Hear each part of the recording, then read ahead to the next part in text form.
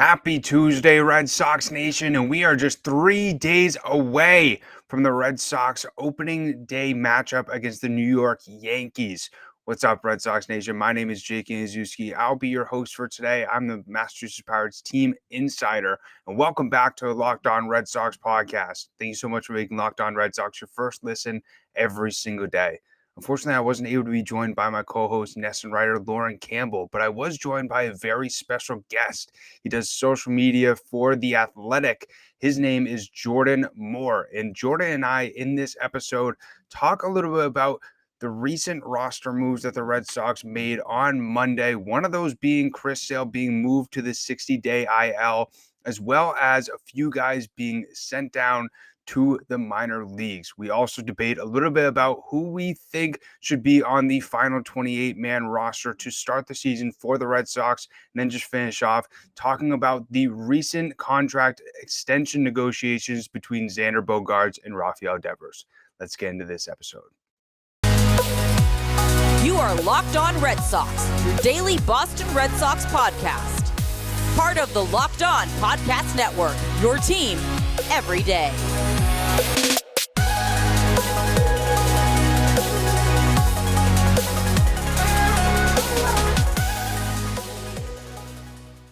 Today's episode is brought to you by BetOnline. BetOnline has you covered this season with more props, odds, and lines than ever before. BetOnline, where the game starts. We are here with a very special guest. He does social for The Athletic. His name is Jordan Moore. So how we doing, Jordan? I see you got the City Connect hat on. I don't know about you, but I'm hyped that they're bringing back the yellow jerseys this season. I am hyped. Sorry, I got sun on my window right here. But yeah, I'm so excited for the City Connect. I wish that they would wear them a little more than they did. I liked how they wore it a lot at the end of the season. So we'll see if they bring them back more. But I'm hyped that they're bringing that Boston Marathon theme back for sure. Me too. I mean, it was pretty incredible how much of a winning streak they did get at the end of the season with those. I'm curious to see if they do switch it a little bit around, throwing some new jersey alternatives. I don't know if you heard the Inside the Monster with Alex Corey. He said that they're going to be wearing a lot less navy blue and gray because Eduardo Rodriguez really wanted to wear those. So since he's gone, it's going to be a lot more white. Really? That's great. That's crazy. I didn't even see that. I mean, I kind of like the Navy, but I heard a rumor that they're actually trying to get new Navy uniforms in the next year or two. So I wonder if that could be a reason too. But we'll see. I always like the red uniforms too. That's probably my favorite, honestly. Me too. It was funny. Peralt started trying to give them some trying to give Corey some recommendations, and Corey's like, tell Sam, like, Sam and the ownership will pretty much do anything that they'll get them more money to help them sign more players. But just going through, we're in the last week of spring training right now. What has sort of been your assessment so far of the team, going a few days away from opening day? I mean, honestly, I'm kind of impressed just because, obviously spring training is not, you can't take a lot from spring training, but what I look at is more so like the development of guys. You see Rafi kind of got off to a little slow start and then he's tearing it up, I think hitting over 420 or something like that in the spring with, I think 4 or 5 home runs. So that's kind of what I feel like it's just like the improvement from that ALCS to now. Especially with the lockout, like our guys, we're guys practicing where they, getting their reps in and stuff. And it seems like, the Red Sox, I think, started off 7-0 or something like that in spring. It was something really ridiculously hot. So I know it's, it's spring training, you can't really take into account wins, but I think it's kind of hard just to, start off 7-0 in anything. So, I think the pitching too is obviously you saw with the cuts today and everything. That's a big emphasis for this team, especially relief pitching. I feel like you saw in the ALCS last year, that's what kind of put them behind the 8 ball a little bit. And I think the development of pitching, I think you're going to see the first 2 months or so is really, Cora's going to see who he has in that bullpen. I feel like there's going to be a lot of transactions, guys getting sent up and down of, who can he rely on later in the season and stuff, which I think is a good thing, especially since they didn't really make a huge move in the off season in terms of, the bullpen or, pitching and that kind of thing. So somebody's going to have to step up, especially, with Sale getting hurt or, he's on the 60-day DL now. So It'll be interesting though. I feel like the spring is, definitely has been positive for the Red Sox. I feel like, all the teams in the Grapefruit League are pretty stacked. So it was good to see them be really competitive in the spring. Yeah, I agree. I think the development of players has been really cool to see. Seeing some of the guys who we've seen Heim Bloom, pick up from trades, pick up from waiver wires. Even, Ryan Fitzgerald out of nowhere showing what he can do at 27 years old. I don't know about you, but I've never heard of him before this spring training. But as you mentioned, the Sox really didn't do too much to upgrade that bullpen, which in my mind is a little bit frustrating. Other than bringing in Matt Strom as well as Jake Diekman, and also brought back Hansel Robles, but we could potentially see him in AAA due to his visa, and he just showed up this past week. But we did see one guy who did make the MLB roster this morning, or excuse me, Monday morning. Cutter Crawford, who over 4 innings pitched this spring, struck out 8 of 12 batters with a 2.25 ERA. We saw him a tiny bit last season, filled in there for Nick Pivetta during the whole COVID outbreak. Allowed 5 runs, but you can't really fault a guy for getting a last minute call up to the major leagues to really show what he has. But I'm really excited to see what Cutter Crawford can do in that multi-inning role. Yeah, for sure. I think, it's cool to see guys like that kind of come to the forefront in spring training, just because the guys that are trying to make the team like that, these, low A guys, double A guys, they're trying to make the team. So there's actually a lot of pressure on them.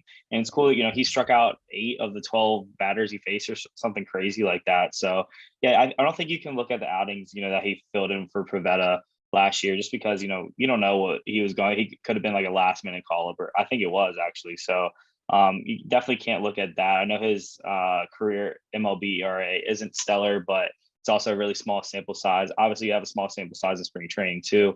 But he faced some pretty good lineups, some pretty good hitters when he did come in. And his stuff kind of looks electric. I think he sits like 95, really good wipeout curveball, and then he actually throws a cutter, which is pretty ironic because his name is Cutter, but it's pretty filthy too. So I feel like this is the kind of thing. Like I think Cora also kept another righty that was a little bit of a surprise in the bullpen. I'm not sure what his name is, but they're going to face a lot of right-handed heavy teams in the start of the season. So maybe Cora's like, hey, like what kind of right-handers do we have? Especially if Whitlock does, go into the rotation and stuff too. So you're gonna have to replace him in that back end of the bullpen. So I feel like it's, you can't really fault Cora for keeping bullpen arms, especially young bullpen arms too.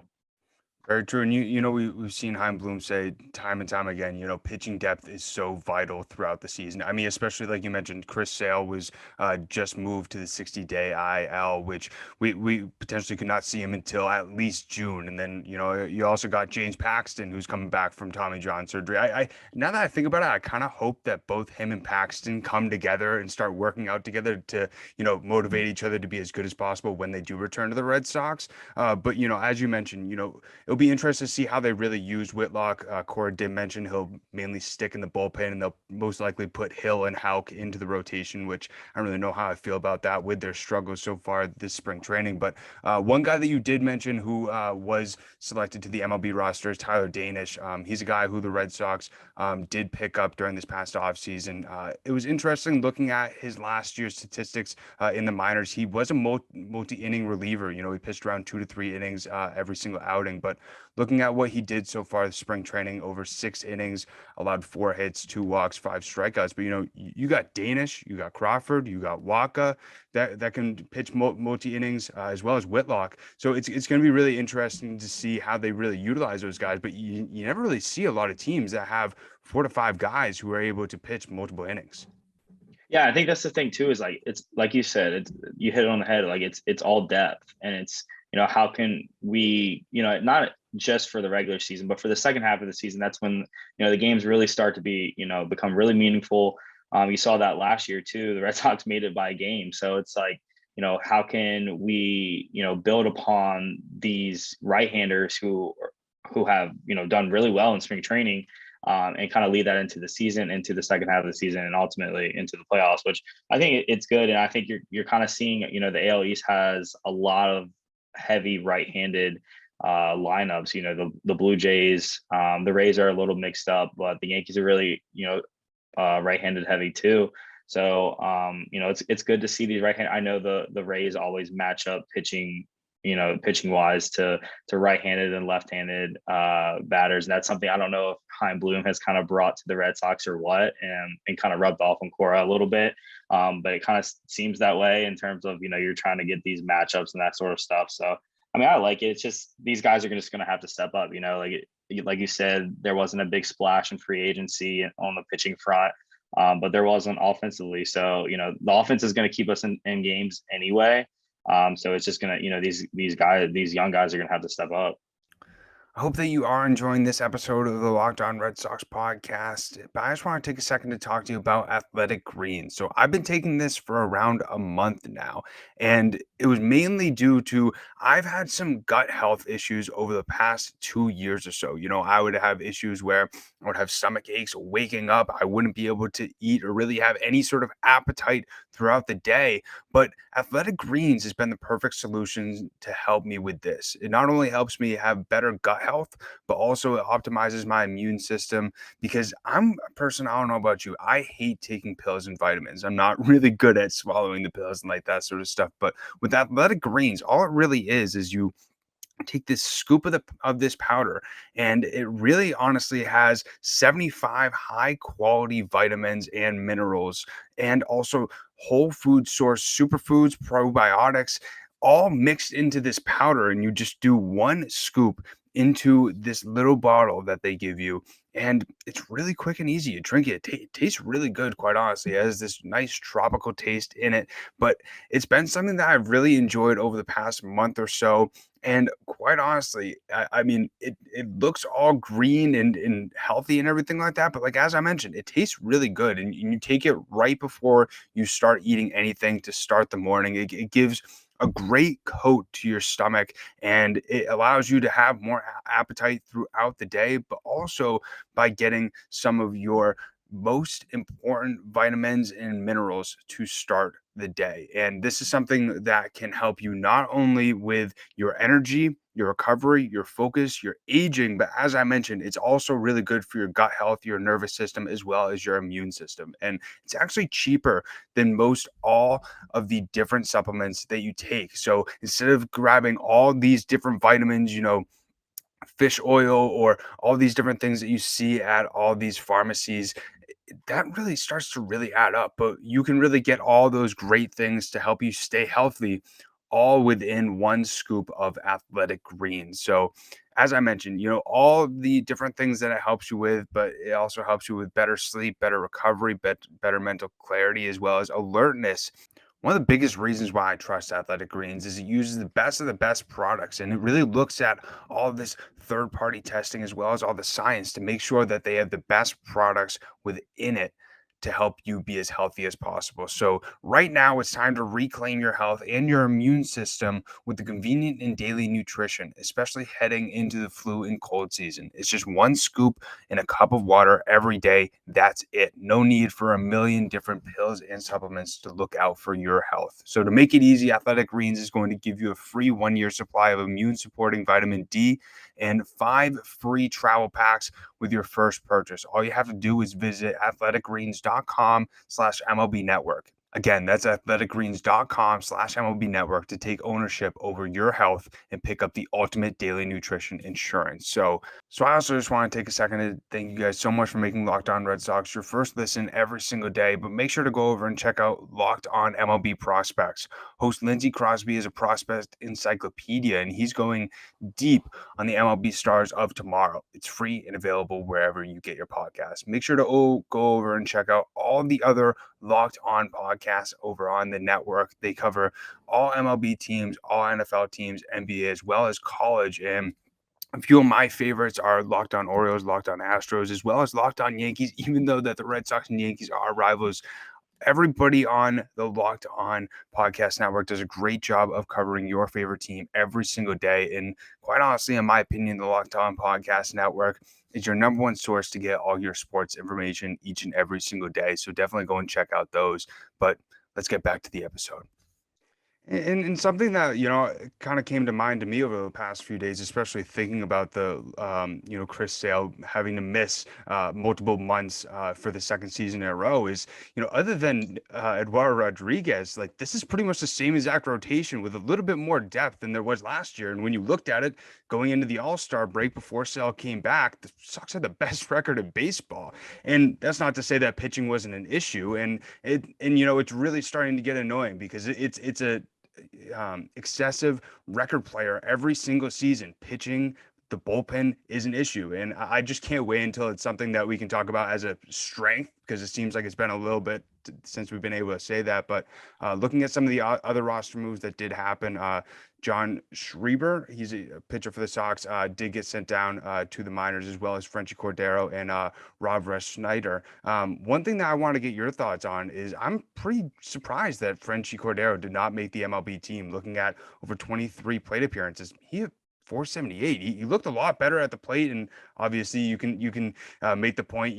It seems like anytime Frenchie went down to Worcester, he sort of was like the Rusney Castillo, the man of Worcester, who looks like a superstar down there in AAA. But I'm surprised that they didn't give him a little bit of a chance to start the season.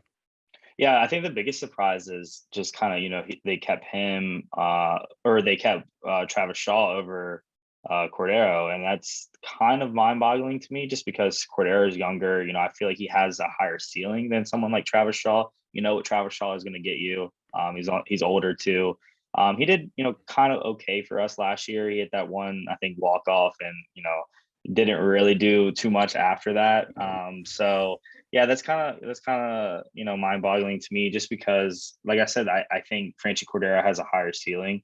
And you could have gotten him that major league pitching at the beginning of the season, which he, obviously desperately needs because he can obviously hit AAA pitching and even, the spring pitching too. So it's like he just needs more reps and at the major league level. So that's a little weird, especially that, the beginning of the season, you're trying to develop guys, you're trying to see what you have for the second half of the season. So I don't know if he'll be up or, even Duran. I know Duran crushes it in AAA, but, still needs reps in the majors too, which that's another player. I'm like, hey, like, why are we keeping guys like Travis Shaw instead of that? But Ref Snyder too, he had a pretty good spring too. So even Tyler Fitzgerald, I don't know what else that guy has to do to make the team. He couldn't have a better spring than he did. So I don't know. I don't know if it's like a prediction thing or what. Like they're projecting these players to be, what they're not or what, or maybe they're just giving Cordero and Duran,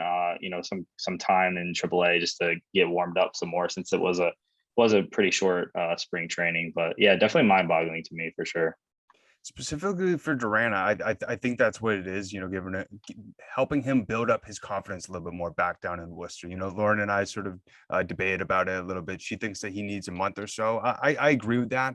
But I also said, he's going to be hitting bombs. We're going to see it on Red Sox Twitter. And then, Red Sox Nation is going to be like, why isn't he up in the majors? And then he gets up in the majors and then isn't what they expect. And then they're like, send him down. But, that's just how Red Sox Nation is. And we love him. But looking at, that sort of move, in my mind, with Arauz, it makes sense with the versatility. With Shaw, he's a defensive liability.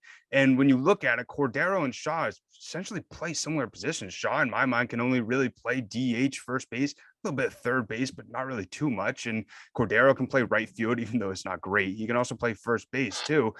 So I was a little bit surprised with that. But, looking at what Shaw did this spring, batting 182, 7 strikeouts over 4 hits. And then Arauz, 188, 9 strikeouts over 6 hits. And, that's just, it just doesn't make any sense to me why they're still on the team. But something that I found interesting that Rob Bradford mentioned is that if the Red Sox move on from Travis Shaw within the first 40 days, they actually don't have to pay him the full $1.5 million deal. So, I mean, that could be a part of it, which I found kind of interesting. We all know how Chaim Bloom, even though it's the big bad Red Sox with all this money, he's a little bit of a penny pincher coming from Tampa. But and then we also could see Josh Taylor going to the IL, as well as Robles, like I mentioned, starting in AAA. But it's going to be interesting to see who gets those final 28 or those final few spots to fill up the 28-man roster.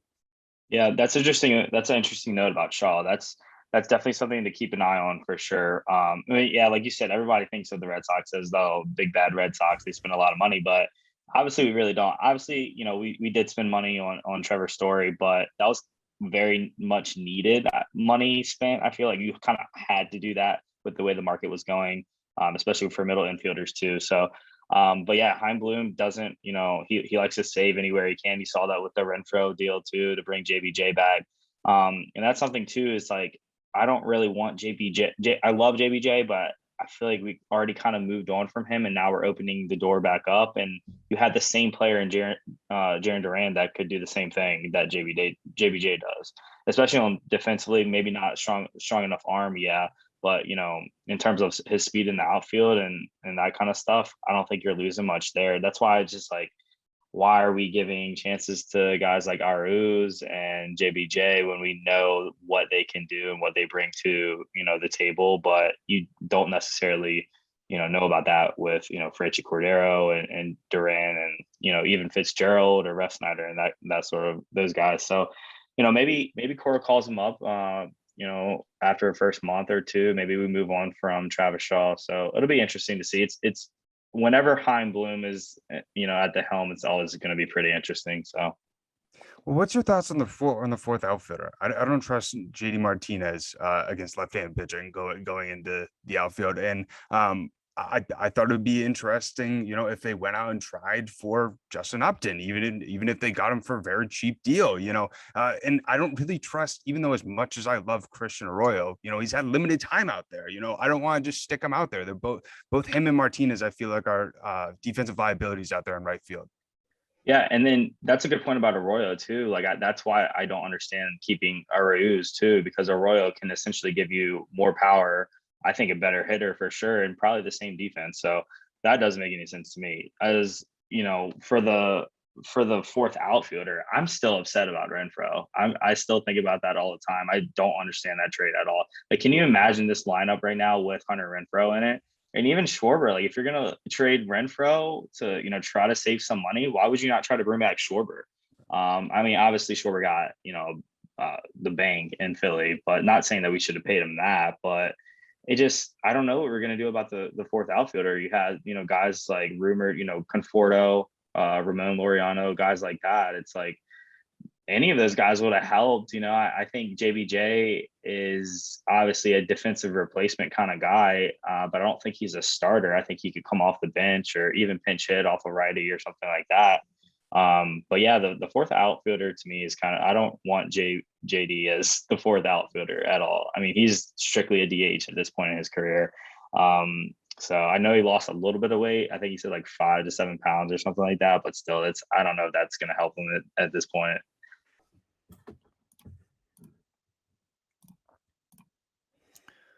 We hope that you are enjoying this episode of the Locked On Red Sox podcast, but I just want to take a second to talk to you about BetOnline.net. BetOnline.net is your number one source for all your betting needs. Jesus. We hope that you are enjoying this episode of the Locked On Red Sox podcast, but I just want to take a second to talk to you about BetOnline. BetOnline.net is your number one source for all your betting needs and sports info. Find all the latest sports developments, including this week's Masters Championship odds, podcasts, and reviews for all the different leagues this season. BetOnline is your continued source for all your sports wagering information, including live betting, esports, and scores. Head to the website today or use your mobile device to learn more about all the trends and action on BetOnline.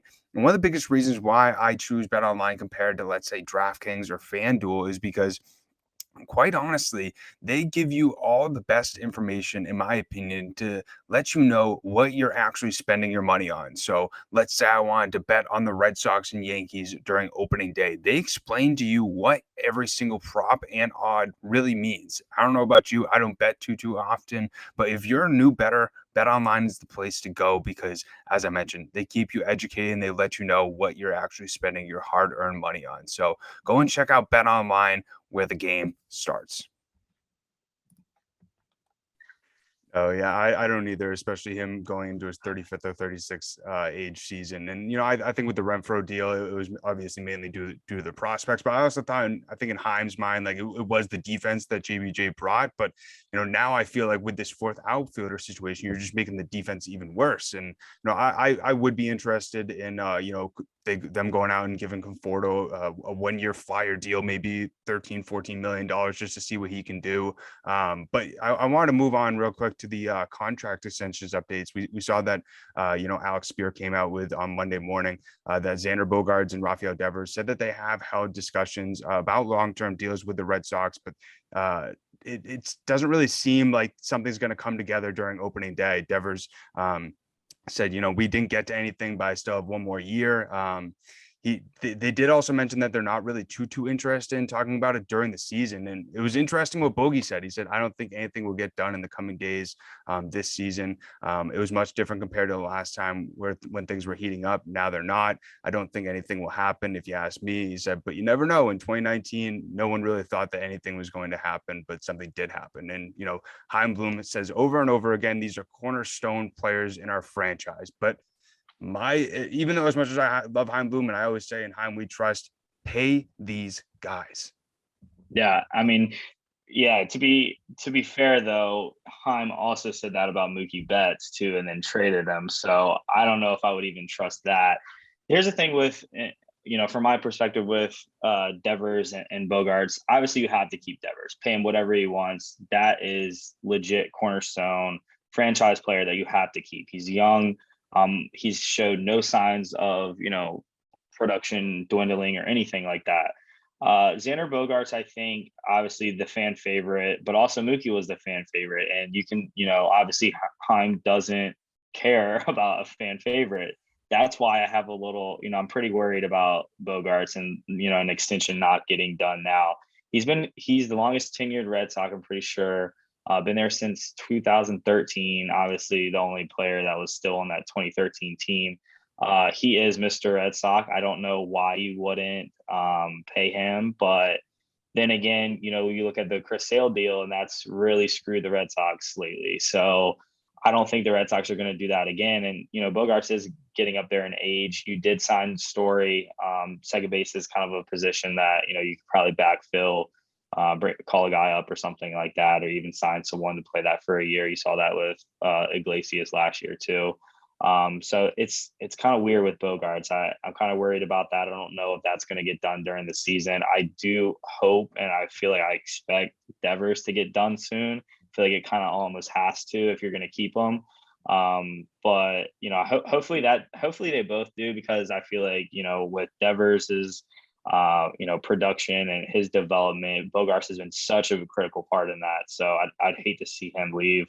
But obviously you've seen Chaim Bloom say, "Oh, the market's going to take these guys," and that sort of thing. So hopefully that doesn't happen. Though hopefully Bogaerts will be willing to take a little team friendly deal. But what middle infielders are getting right now is kind of ridiculous. So we'll see what happens.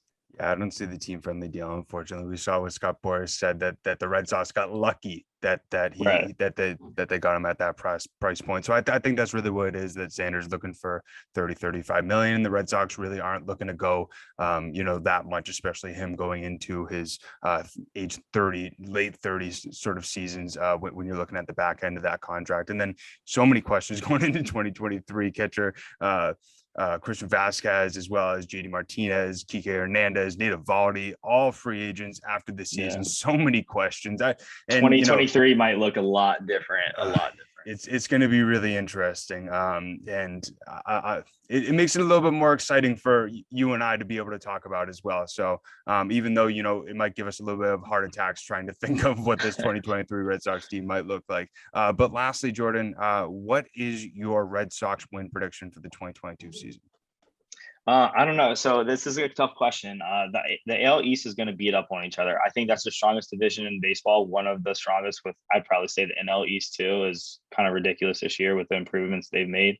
I do think the Blue Jays are kind of loaded. The Blue Jays kind of had a free agency that every team's fan would want their team to have.